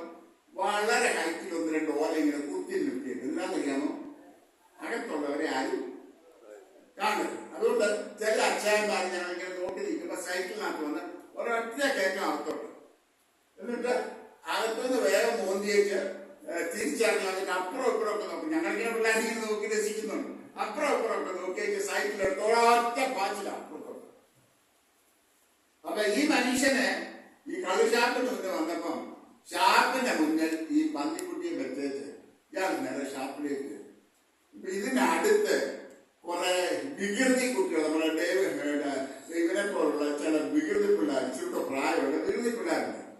അപ്പം ഈ വികൃതി പിള്ളേർ നോക്കിയപ്പോൾ ചാക്കണങ്ങുന്നു. അപ്പം അതിലൊരു മിടുക്കനുണ്ടായിരുന്നു. നമ്മൾ എന്താണെന്ന് പോയി നോക്കാം. അവർ ചെന്ന് നോക്കിയപ്പം ഒരു ചാക്കിനകത്തൊരു പന്നിക്കുട്ടിയാണ്. അപ്പൊ ഇവന്റെ മനസ്സിൽ പെട്ടെന്ന് റെഡിയാണ്. പറഞ്ഞു മിണ്ടിപ്പോയി വാന്ന് പറഞ്ഞിട്ട് അടുത്തൊരു പട്ടി പ്രസവിച്ച് കിടപ്പുണ്ടായിരുന്നു. ഈ പട്ടിക്കുട്ടിയെ ഒരെണ്ണത്തിനെ എടുത്ത് ഈ ചാക്കിനകത്ത് കൊണ്ട് അട്ടിച്ച് ഈ പന്നിക്കുട്ടിയെ തിരിച്ച് പട്ടിക്കുട്ടിയുടെ അടുത്ത് കൊടുത്തു. അപ്പൊ ഈ മനുഷ്യൻ പാട്ടൊക്കെ പാടി നല്ല ഇതായിട്ട് ഭാര്യയുടെ അടുത്ത് വന്നിട്ട് വലിയ കഥ ചെടി നീ പറഞ്ഞതുപോലെ നല്ലൊരു പന്നിക്കുട്ടിയെ മാറ്റി വന്നിട്ടുണ്ട്. അപ്പൊ ഈ മനുഷ്യ സ്ത്രീ പറഞ്ഞു സാധാരണ ഇങ്ങനൊന്നും സംഭവിക്കുന്നതല്ല, ഏതായാലും ഒന്ന് കാണട്ടെ എന്നാ കണ്ടോടിന്ന് പറഞ്ഞ പിടിച്ച് കുടഞ്ഞങ്ങോട്ട് ചാക്ക് കുടഞ്ഞിട്ടപ്പോ എന്തുവാ അയ്യോ ഈ സ്ത്രീകളെ പറയാനൊന്നുമില്ല. ഭയങ്കരമായിട്ട് വെള്ളം വെച്ച് ഇയാളെ ചൂടായി ആ കടക്കാരനെ ഞാൻ ഇപ്പം കാണിച്ചിട്ടേ ഉള്ളെന്ന് പറഞ്ഞിട്ട് ഈ പട്ടിക്കുട്ടി എടുത്തുകൊണ്ട് ഈ മനുഷ്യൻ നേരെ കടക്കാരൻ്റെ അടുത്തോട്ട് പോകും. കടക്കാരൻ്റെ അടുത്ത് ചെന്നപ്പോൾ പിന്നെയും ചേച്ചിയുടെ കൂടെ പോകണം, ഷാപ്പിന്റെ കൂടെ പോകണം. അപ്പൊ ഷാപ്പിന്റെ അവിടെ ചെന്നപ്പം ഇത് അല്പം സേവിക്കാതിരിക്കാൻ പറ്റില്ലല്ലോ. അവിടെ വന്നാൽ പിന്നെ അങ്ങ് അകത്തോട്ട് കയറി പോകും. അപ്പം ഈ മനുഷ്യരെ ചാക്കിയിട്ട് അവിടെ വെച്ചേച്ച് ഈ മനുഷ്യനകത്ത് കുടിക്കാൻ തരും. ഈ പിള്ളേർ അവിടെ തന്നെ കളിച്ചോണ്ടിരിക്കാൻ ഇവരത് പ്രതീക്ഷിച്ചതാ. അപ്പൊ ഇവരാ എടുക്കാൻ പറഞ്ഞു എടാ അപ്പച്ചൻ തന്നിട്ടുണ്ടടാ സംഗതി വശനാകും. അവർ വേഗം ചെന്ന് പഴയ പന്നിക്കുട്ടിയെ എടുത്ത് ചാക്കിനകത്താക്കി പട്ടിക്കുട്ടിയെ പഴയ സ്ഥാനത്ത് വാങ്ങി. ഈ മനുഷ്യൻ നേരെ ചാക്കിയിട്ടുമായിട്ട് കടക്കാരന്റെ മുന്നേ ചെന്ന കടക്കാരന് ഇനി പറയാനും തെളിയില്ല. മുഴുവൻ തെളിയും പറഞ്ഞ് അഡ്രസ് ചെയ്തപ്പം ഈ മനുഷ്യൻ പറഞ്ഞു ഇങ്ങനൊന്നും സംഭവിക്കാൻ ഇവിടെ പട്ടിക്കുട്ടിയൊന്നുമില്ല, എന്തായാലും ഞാനൊന്ന് നോക്കട്ടെ എന്ന് പറഞ്ഞ് നിങ്ങൾ ചാക്കൊന്ന് കുടഞ്ഞിട്ടാണ്. ചാക്ക് കുടഞ്ഞിട്ടപ്പം പന്നിക്കുട്ടി. ഇനി അടുത്ത ഭാഗം രസം. ഈ മനുഷ്യൻ ഈ പന്നിക്കുട്ടി എടുത്ത് ഇങ്ങനെ പൊക്കി പിടിച്ചു പറഞ്ഞാ നീ ഒന്നുകിൽ പട്ടിക്കുട്ടി ആയിരിക്കണം അല്ലെങ്കിൽ പന്നിക്കുട്ടി ആയിരിക്കണം. നീ കടയിൽ വരുമ്പോ പന്നിക്കുട്ടി, വീട്ടിൽ ചെല്ലുമ്പോ പട്ടിക്കുട്ടിയാകാൻ പാടില്ല. നമ്മളൊക്കെ ചിരിച്ചു അല്ലെ? ഞായറാഴ്ച നമ്മളൊക്കെ നല്ല വിശുദ്ധ അല്ലേ? മറിയാമ്മയും ചാക്കോച്ചനും ഇല്ലേ? ഞാൻ പിള്ളേരൊക്കെ പറഞ്ഞിട്ടേ ഉള്ളൂ.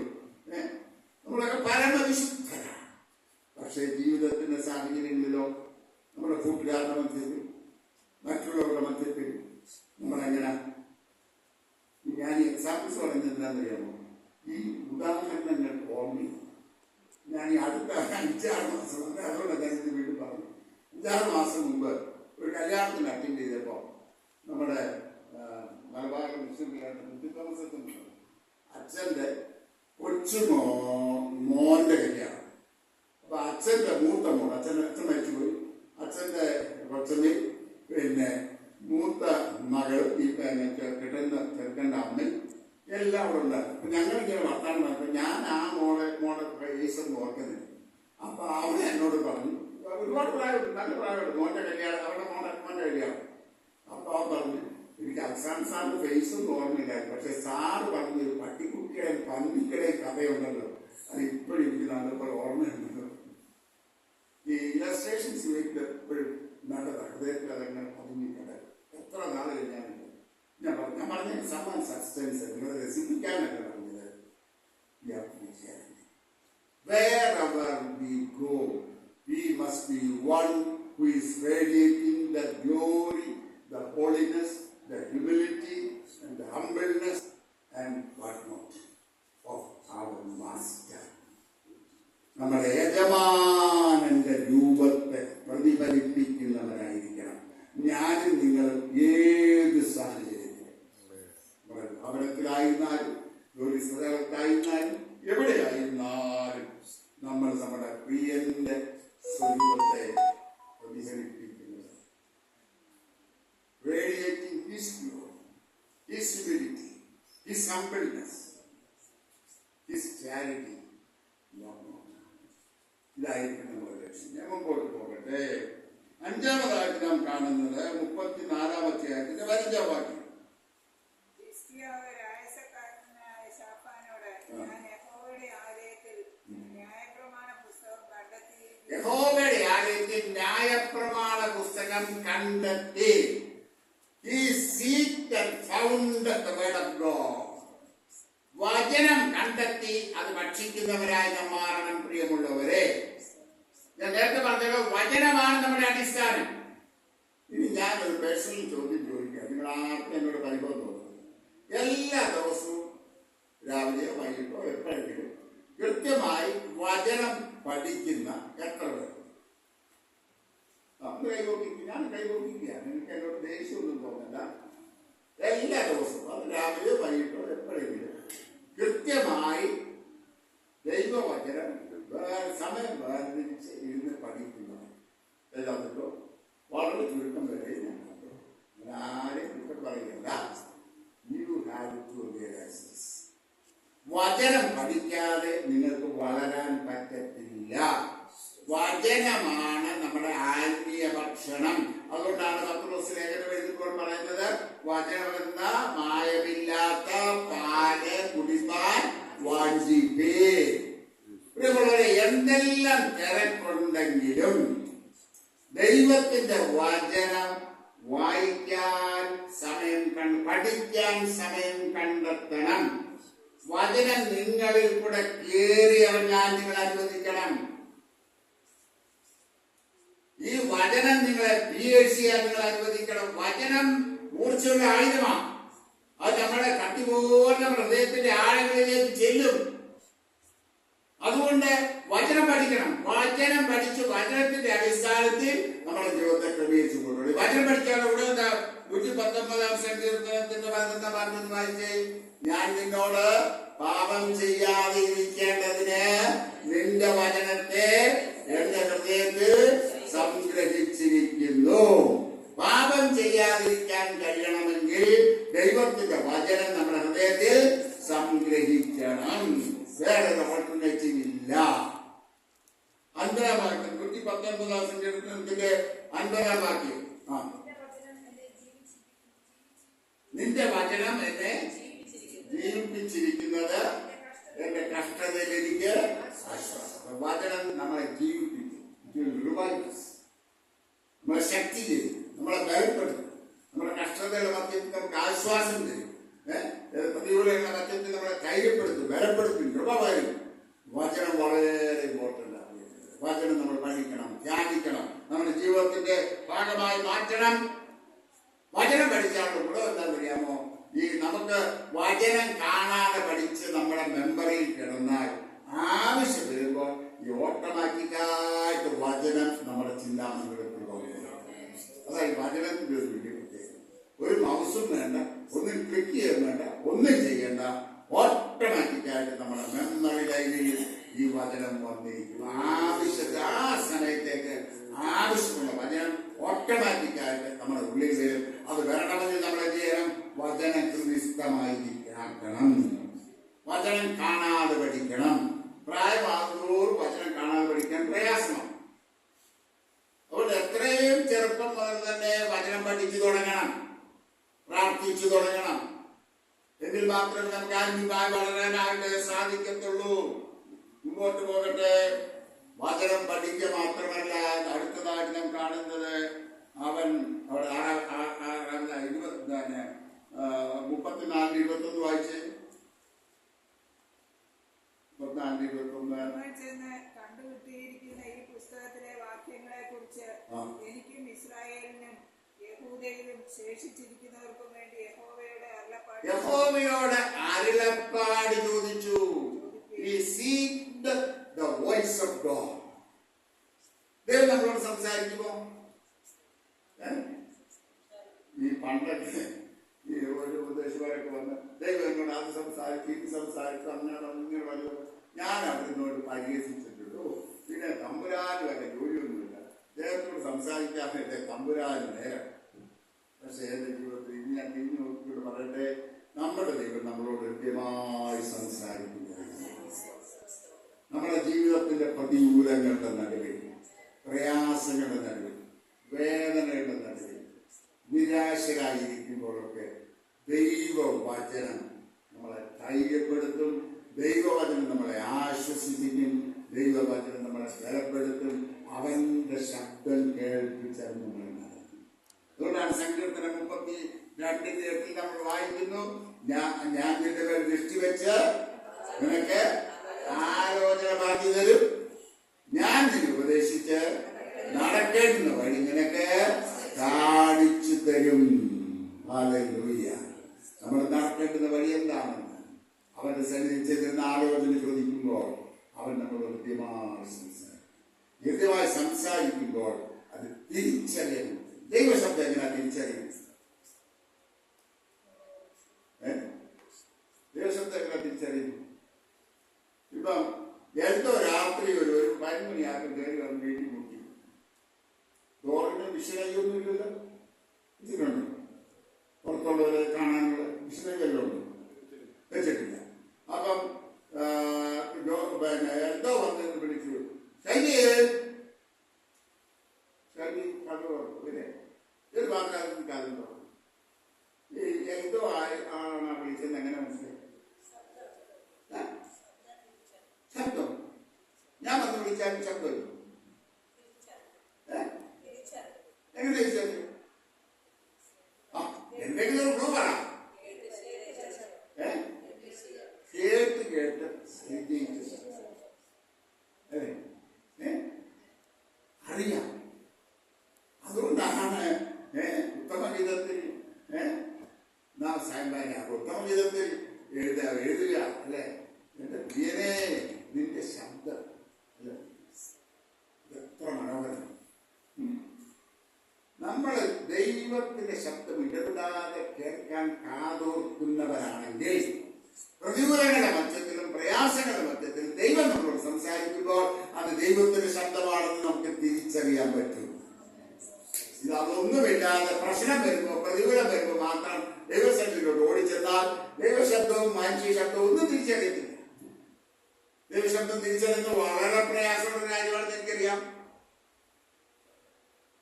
അവൻ നമ്മളോട് സംസാരിക്കുന്നത് വ്യക്തമായി തിരിച്ചറിയാനായിട്ട് പ്രായോഗികമായി ബുദ്ധിമുട്ടുണ്ട്. പക്ഷേ നമ്മൾ ദൈവശബ്ദം നിരന്തരമായി ദൈവസന്നിധിയിൽ ഇരുന്ന് ദൈവം നമ്മളോട് സംസാരിക്കുന്നിടം വരെ, ദൈവം നമ്മളോട് ഇടപെടുന്നിടം വരെ നമ്മൾ അവരുടെ സന്നിധിയിൽ കാത്തിരിക്കുന്നവരായിരിക്കണം.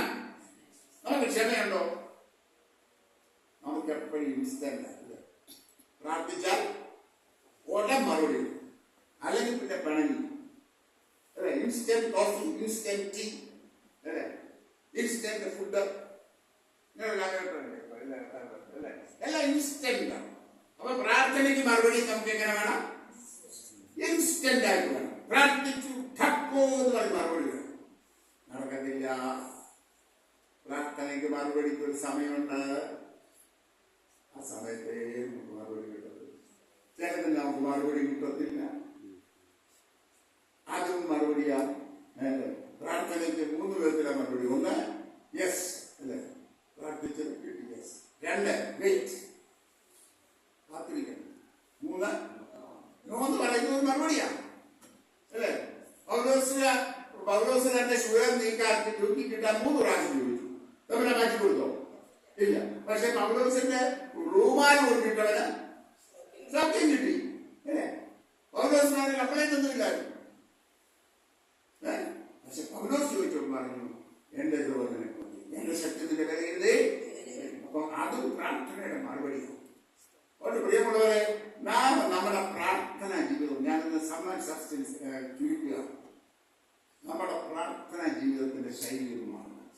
മറുപടി കിട്ടുന്നിടം വരെ ദൈവസഭയിൽ കാത്തിരിക്കാൻ. ദാനിയേൽ എത്ര ദിവസം ഉപവസിച്ച് പ്രാർത്ഥിച്ചു? 21 ദിവസം. 21 ദിവസം ഉപവസിച്ച് 21ാമത്തെ ദിവസമായപ്പോഴാണ് അവൻ ആകെ ക്ഷീണിച്ച് തളർന്നപ്പോഴാണ് ദൈവദൂതൻ ഗബ്രിയേൽ ദൂതൻ ഇറങ്ങി വന്നു. ദാനിയേലോട് പറയാണ്, ദൈവത്തിന്റെ പ്രിയ പുരുഷനായ ദാനിയേലേ, നിന്റെ പ്രാർത്ഥനയെങ്കിൽ തന്നെ മറുപടി എന്റെ സന്നിധിയിൽ നിന്ന് പുറപ്പെട്ടത്. പക്ഷെ ഈ ലോകത്തിന്റെ പ്രഭു എന്നോട് എതിർത്തു നിന്നു. ദൈവം തന്നെ ദൂതനായ ഗബ്രിയേലിനെ അയച്ച് എന്നെ വിടുവിച്ചതിന് ശേഷമാണ് ഞാൻ നിന്റെ അടുക്കിലേക്ക് മാറുന്നത്. അപ്പോൾ ചിലപ്പോൾ താമസിച്ചു വരാം. അതുവരെയും ക്ഷമയോടെ ദൈവസന്നിധിയിൽ നമ്മൾ പ്രാർത്ഥിക്കും. പ്രാർത്ഥനയ്ക്ക് മറുപടി താമസിച്ചു വരാം. പക്ഷെ താമസിച്ചതിന്റെ അർത്ഥം ദൈവം നമ്മുടെ പ്രാർത്ഥന കേട്ടില്ല എന്നല്ല, അവൻ നമുക്ക് മറുപടി തന്നില്ല എന്നല്ല. ഇപ്പൊ ഒരു ഉദാഹരണം പറഞ്ഞാൽ, നമ്മുടെ കുഞ്ഞുങ്ങള് ഒത്തിരിയായിരിക്കും ചെറിയ പ്രായത്തിൽ, ഇപ്പം അമ്മൊക്കെ ചെറുപ്രായത്തില് കത്തിയെടുത്ത് കളിച്ചാൽ അതിന് സമ്മതിക്കും. അതിന് കറിക്കരിയുന്ന സമയത്ത് അമ്മോട് എന്ന് പറഞ്ഞിട്ടില്ലേ, മമ്മി ഇങ്ങോട്ട് തന്നെ ഞാനിപ്പം കറിക്കരിഞ്ഞ് തരാമെന്ന് പറഞ്ഞിട്ടുണ്ടോ? ഉണ്ട്. അപ്പം കത്തി കൊടുക്കുവോ? എന്താ കൊടുക്കാത്തെ? എന്താ കത്തി കൊടുക്കാത്തെ? അത് ഉപയോഗിക്കാൻ അവർക്ക് അറിയത്തില്ല, പ്രായമായില്ല. അവിടെ അത് കൈകാര്യം ചെയ്താൽ അവർക്ക് ദോഷം വരും. അതുകൊണ്ട് കത്തി കൊടുക്കത്തില്ല. പക്ഷെ ഇപ്പം കത്തിയെടുത്ത് അമ്മ ഇങ്ങോട്ട് പാടി ഇതൊന്ന് അരിഞ്ഞാട്ടെ എന്ന് പറഞ്ഞാൽ അവിടെ എന്താ പറയും? ഓ, എനിക്കിപ്പോ സമയമൊന്നുമില്ല. അമ്മ എന്നെ തല്ലല്ലേ, അവളെ ഞാൻ നോക്കുന്നത് പേടി. ഇപ്പൊ അവരാ, പക്ഷെ അന്ന് എന്ത് ഉത്സാഹമാണ്. അപ്പം ആ ആവശ്യം നമ്മുടെ മാതാപിതാക്കൾ നിരസിക്കും. കാരണം അതവർക്ക് ദോഷകരം. അതുകൊണ്ട് ചില പ്രാർത്ഥനയ്ക്ക് നമുക്ക് മറുപടി തന്നാൽ അത് നമുക്ക് ദോഷമാണെന്ന് അറിയുന്നത് കൊണ്ട് കർത്താവ് അതിന് അപ്പോൾ മറുപടി തരാത്തത്. എന്നാൽ നമ്മളെ പ്രാർത്ഥനയ്ക്ക് മറുപടി തന്നാലും നമ്മുടെ കൃപയിൽ നിൽക്കും, നമ്മുടെ കർത്താവിന് വേണ്ടി പ്രയോജനപ്പെടും, നമ്മളെ പിന്നാലെ പോകത്തില്ലെന്ന് തമ്പുരാൻ ബോധ്യം വരുന്ന നിമിഷത്തിൽ ഇവർ സാങ്ക്ഷനിച്ചു അവനത് മറുപടി തരും. അതുകൊണ്ട് പ്രാർത്ഥനയിൽ പോരാടുന്നവരാണ്. ദേവദാസൻ പ്രസംഗിച്ചപ്പോൾ എനിക്ക് ഭയങ്കര ഇഷ്ടപ്പെട്ടു. അതേ പറഞ്ഞു, നിന്റെ പ്രാർത്ഥനാ മുറി എന്ന് പറയുന്നത് അതൊരു പോർക്കളമാണ്. ആണോ? പ്രാർത്ഥനാ ജീവിതം, പ്രാർത്ഥന മുറി എന്ന് പറയുന്നത് അതൊരു പോർക്കളമാണ്. നീയും പിശാചും തമ്മിലുള്ള വലിയ പോരിന്റെ സ്ഥാനമാണ് പ്രാർത്ഥന. പക്ഷേ നിന്നെ സഹായിക്കാൻ ആരുണ്ട്? ദൈവത്തിന്റെ പരിശുദ്ധാത്മാവുണ്ട്. പരിശുദ്ധാത്മാവ് നിന്നെ ശക്തിപ്പെടുത്തും, പരിശുദ്ധാത്മാവ് നിന്നെ ബലപ്പെടുത്തും, നിന്റെ ബലഹീനതകളും തുണനേൽക്കും. വാഗ്ദത്തങ്ങൾ അവകാശമാക്കാൻ പരിശുദ്ധാത്മാവ് നിന്നെ പുഷ്ടിപ്പെടുത്തി ബലപ്പെടുത്തി നിർത്തും. അതുകൊണ്ട് പ്രാർത്ഥനയ്ക്ക് മറുപടി കിട്ടുന്നിടം വരെ ദൈവസന്നിധിയിൽ മുഴങ്കാൽമേൽ നിൽക്കുന്നവനായിരിക്കണം. ഏലിയാവ് എത്ര വട്ടം ശിശുവിനെ പറഞ്ഞു? 7 പ്രാവശ്യം. അതുവരെ ഏലിയാവ് തന്റെ തല കാലിന്റെ ഇടയ്ക്ക് ഇട്ടുകൊണ്ട് അവൻ കുനിഞ്ഞിരുന്ന് പ്രാർത്ഥിക്കുകയായി. ഇവൻ മലയുടെ മേലിരുന്ന പ്രാർത്ഥിക്കുന്നത്. ഈ മേഘം പൊക്കി വരുന്നത് കാണുമെങ്കിൽ മലയിൽ നിന്ന് കാണും. മലയിൽ കയറിയിരുന്നാൽ മലയുടെ മണ്ട കയറിയിരുന്ന മേഘം ഇങ്ങനെ പൊക്കി വരുന്നത് കാണണമെങ്കിൽ എവിടെ പോകണം? കടൽ തീരത്ത് പോകണം. അപ്പൊ ഇവനാ ഓരോ പ്രാവശ്യവും നീ പോയി നോക്കാൻ പറയുമ്പോ ഈ പാവം പിടിച്ച ചെറുക്കൻ നേരെ താഴേക്ക് ഓടും. ഓടിച്ച് വന്ന് ഏരിയാവിന്റെ അടുത്ത് പറയും, ഒന്നും കണ്ടില്ല, പോടാ, ഇങ്ങോട്ട് പോടാ. 2ാമത്, 3ാമത്, 4ാമത്, 5ാമത്, 6ാമത്, 7ാമത്തെ പ്രാവശ്യം അവർ ഓടി വന്ന് പറഞ്ഞ യജമാനെ കൈപോലൊരു വേഗം പൊങ്ങുന്നത് ഞാൻ കാണുന്നുണ്ട്. അതുവരെ ഏരിയാവ് എവിടെ ആയിരുന്നു? കർമ്മേൽ പർവ്വതത്തിൽ മുട്ടിന്മേൽ നിൽക്കുന്ന ഏരിയാവ്. ഇങ്ങനെയുള്ള പ്രാർത്ഥന ധീരന്മാരെ ഇന്ന് കർത്താവിന് ആവശ്യം. പ്രസംഗിക്കാൻ ഇഷ്ടം പോലെ ആളുണ്ട്, പുൽപ്പിറ്റിൽ നിൽക്കാൻ ഇഷ്ടം പോലെ ആളുണ്ട്. പക്ഷേ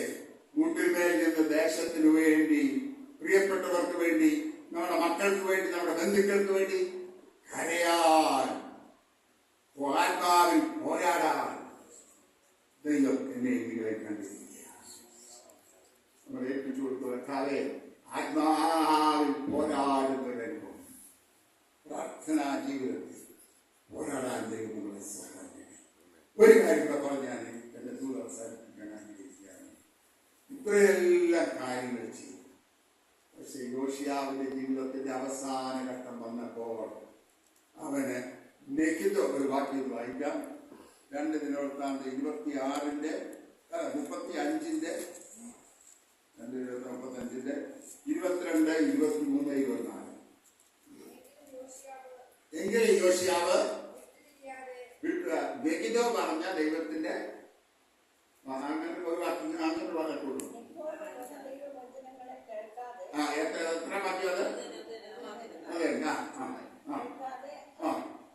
നെഹിദോ പറഞ്ഞ ദൈവവചനങ്ങളെ കേൾക്കാതെ നെഹിദോ താഴ്വരയിൽ യുദ്ധം ചെയ്യാൻ പോയി.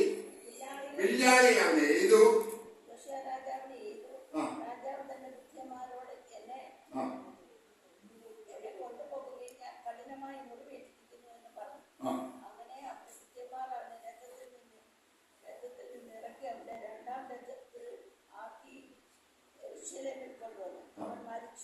അവൻ മരിച്ചു. നോക്കണം, യുദ്ധം ചെയ്യാൻ പോകരുതെന്ന് ആലോചന പറഞ്ഞതാണ്. പക്ഷെ ആലോചന കേൾക്കാതെ അവൻ മെഗിദോ താഴ്വരെ യുദ്ധം ചെയ്യാൻ പോയി. പടയാളികൾ അവനെ എയ്തു. ദയനീയമായിട്ടുള്ള ഒരു മരണം. നമ്മുടെ ആരംഭവും നമ്മുടെ അവസാനം എന്തായിരിക്കണം? നന്നായി അല്ലേ? ആരംഭത്തെക്കാൾ അവസാനം നല്ലതായി. റോഡിയിൽ അധ്വാനിച്ചത് വെറുതെ ആയിപ്പോയി. നമ്മുടെ കർത്താവിനോട് ചേർന്ന് നടക്കാം, കർത്താവിന്റെ ശബ്ദത്തിന് കാതോർക്കാം, അവന്റെ ശബ്ദത്തിനനുസരിച്ച് നമ്മുടെ ജീവിതത്തെ ക്രമീകരിക്കാം, വചനം നമ്മൾ പഠിക്കാം, പ്രാർത്ഥനയിൽ സമയം ചെലവഴിക്കാം. കർത്താവിനോട് ചേർന്ന് മുമ്പോട്ട് പോകുവാൻ ദൈവം തന്റെ പരിശുദ്ധാത്മാവ് നമ്മെ ഓരോരുത്തരെയും